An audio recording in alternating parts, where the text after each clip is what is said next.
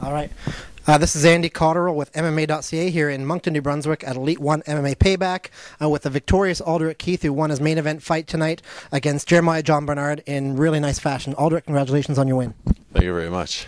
So you're one of those guys who came up in Moncton. When the MMA scene first came to Moncton, it seemed like there's a lot of guys willing to fight, not a lot of experience, not a lot of training. They just got in the cage and fought. And you were one of those guys way back then, but you're also one of the guys who's taken this very seriously. You've gone out of your way to get really good training. You train here in the Maritimes. You go to Montreal, train with Faraz Zahabi at TriStar MMA. So obviously you must be happy with tonight's win and showing that all your hard work is getting you to where you want to be. Oh, totally. I'm always happy when I can get the win, especially when it's in a good fashion like that. I had the game plan coming in that I either wanted to finish in a clinch or win actually a triangle, and it ended up happening, so I'm very pleased with the outcome. I also thought your Muay Thai would look really nice tonight, really sharp. You got some really good knees to his head and his body. Yeah, that's, like I said, one thing that when I was in Montreal and when I was here, I was working a lot of my clinch work, and the Muay Thai instructor out in Montreal, that was one thing he had told me, that I got to really use my clinch. Was that Peter?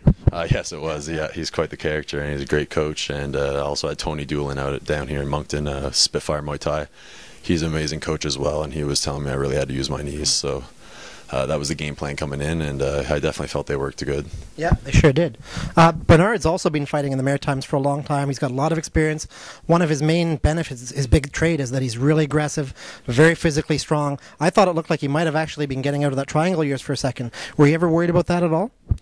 There was one point, kind of, when I first put it on, he kind of pulled out, and it ended up tightening it up, but at the end we were pretty sweaty in the second round, so my game plan was I didn't really want to tap him out. I kind of wanted to drop some elbows in when I had him locked in the triangle. You did get some to his head. Yeah, I did get some in, and then, like I said, I felt it slipping a little bit, so that's kind of when I went more on for a lockdown for the choke.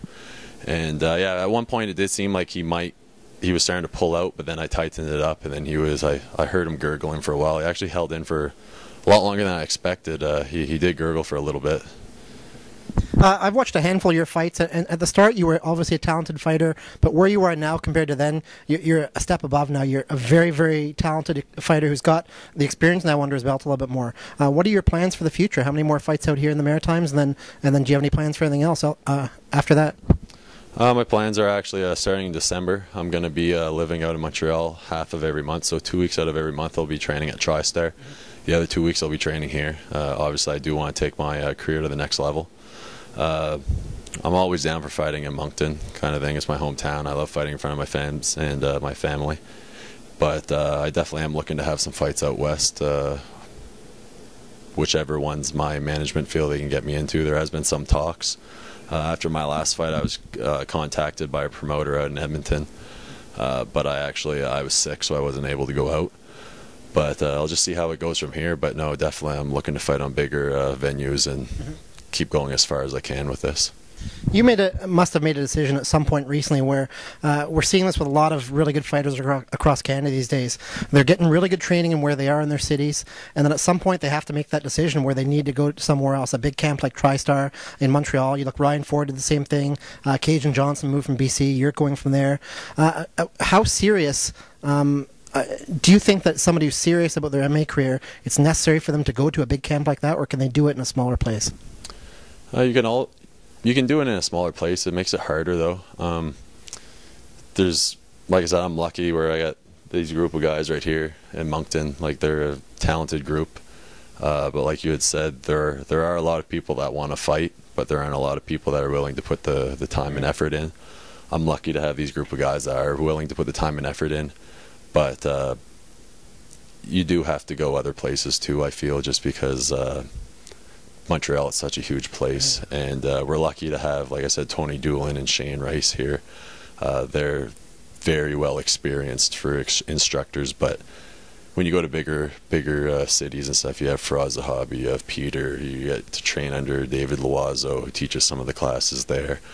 You get more higher caliber teachers as well, so it's always good to expand your learning environment. So you can definitely do it in your hometown, but I feel that it's best to get a bit of everything, right? So that's the way I look at it. I think we're talking, I'm talking a little bit too much about Montreal and TriStar. I'm looking around the room here at this group of guys. You have with you the St. Pierre brothers, Issa Sek, Chris Johnson, some really talented guys here. So it's got to be a good sign, the Maritimes MMA, well, Moncton MMA in particular, that, you get this group of guys that 2 years ago, this group wouldn't have been here. It's got to say good things about the local area that, this amount of talent is now coming from the region. Oh, exactly. Like I said, the plan was actually last year, I was planning in January to move out to Montreal full-time. But